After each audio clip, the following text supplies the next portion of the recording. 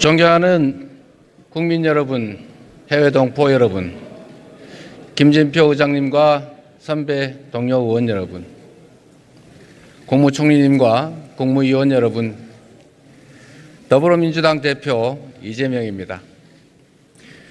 지구 반대편의 우크라이나와 러시아 간 전쟁은 우리 삶에까지 심각한 영향을 미쳤습니다.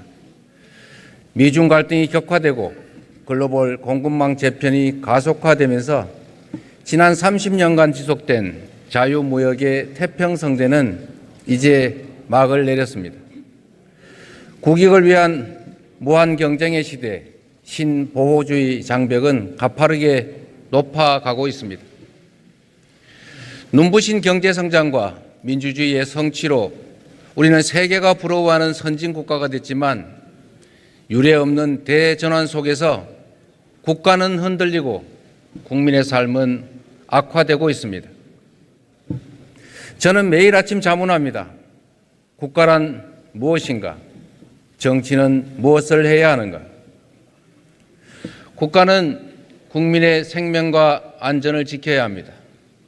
정치는 국민의 눈물을 닦고 국민의 삶을 책임져야 합니다. 하지만 국가는 그 책임과 역할을 다하지 못했습니다. 지금도 삶의 벼랑 끝에서 생을 포기하는 국민들이 여러 곳에 계십니다.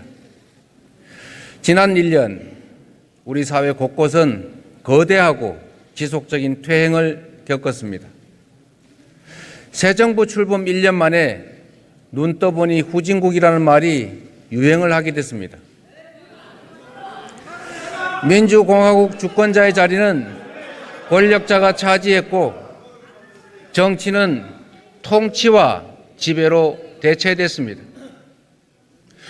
부모처럼 포근하고 든든해야 될 국가는 마치 채찍을 든 감독관처럼 국민을 각자 도생으로 내몰고 있습니다.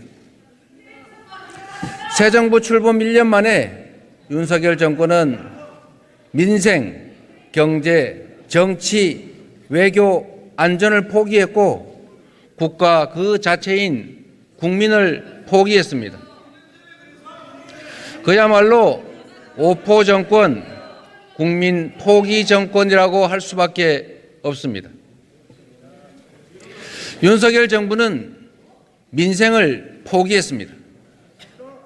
출범 때부터 수없이 비상벨이 울렸지만 정부는 민생을 방치했습니다. 원재료 물가 상승으로 부득이 가격을 인상합니다. 미안합니다.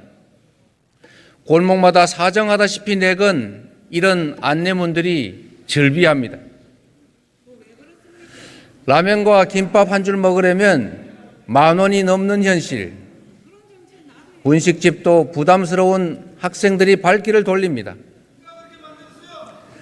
30년 넘게 사우나를 운영했던 사장님은 치솟는 가스비와 전기요금 때문에 끝내 폐업했습니다.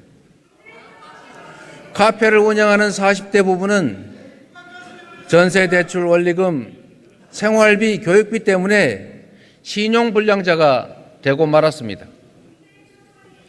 가계부채는 이제 시한폭탄입니다. 올 1사분기 가계부채 총액이 약 1,854조 원입니다. 한국은 세계 34개 주요국 가운데 가계빚이 GDP를 넘는 유일한 나라입니다.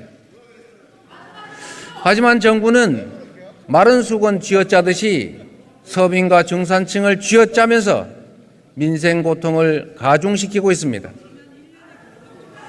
코로나 시기에 서민 살림을 지원하고 골목 상권을 그나마 버티게 해준 지역 화폐 예산, 정부가 지금 전액 삭감하겠다고 합니다.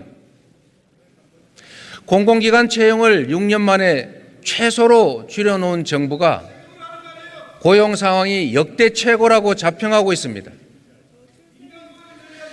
그냥 쉬었다 이렇게 말하는 66만 명의 2030 청년들이 이 정부에게는 투명인간으로 보이는 것 같습니다. 양극화와 불평등 심화로 소득 하위 20%의 가구 중에 3분의 2가 빚을 내지 않으면 살 수 없는 소위 적자 가구가 되고 말았습니다. 윤석열 정부는 민생을 포기했습니다. 윤석열 정부의 경제 정책에 대한 긍정 평가는 최하위입니다.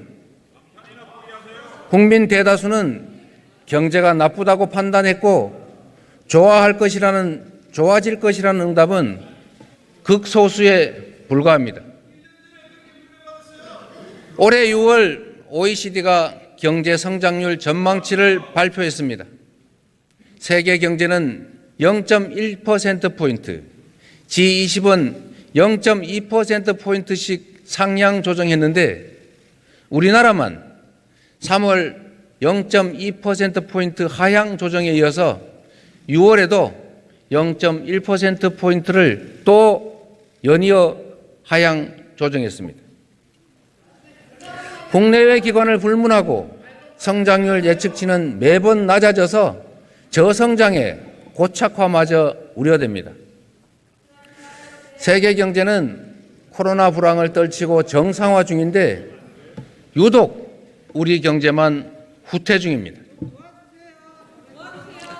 우리의 핵심 먹거리인 반도체 수출이 급전직하하면서 무역 수지는 15개월째 적자입니다. 최대 흑자국이던 중국은 이제 최대 적자국으로 전환했습니다. 수출로 살아온 대한민국이 수출에 발목 잡힌 나라가 됐습니다. 시장이 알아서 할 것이다, 이런 자유방임적인 사고로는 이 세계사적인 전환의 파고를 결코 넘을 수 없습니다. 그런데도 정부는 구체적 대안도 없이 막연하게 내년이면 회복될 것이다, 이렇게 주장합니다. 중국이 회복되면 우리 수출도 회복될 것이다, 이렇게 말하는데 아쿠아일로인 대중관계 속에서 경제 회복 발판은 또 중국이다, 이렇게 말하니 이해가 어렵습니다. 무리한 초부자 감세로 부동산, 자산, 금융, 사업소득 세수는 수십조 원까지 줄어서 역대급의 세수 펑크가 예상됩니다. 반면에 직장인들의 근로소득세는 올 4월까지 22조 8천억 원, 전년보다 오히려 1,000억의 세수가 늘었습니다. 유리지갑인 직장인과 서민들의 부담만 늘고 소득 재분배라는 조세 기능에 역행하고 양극화와 불평등은 더욱 심화되고 있습니다. 국민의 삶이 힘들고 경제가 어려워도 무대책이 대책이라는 정부로 인해서 우리 경제는 날개 없이 추락 중입니다.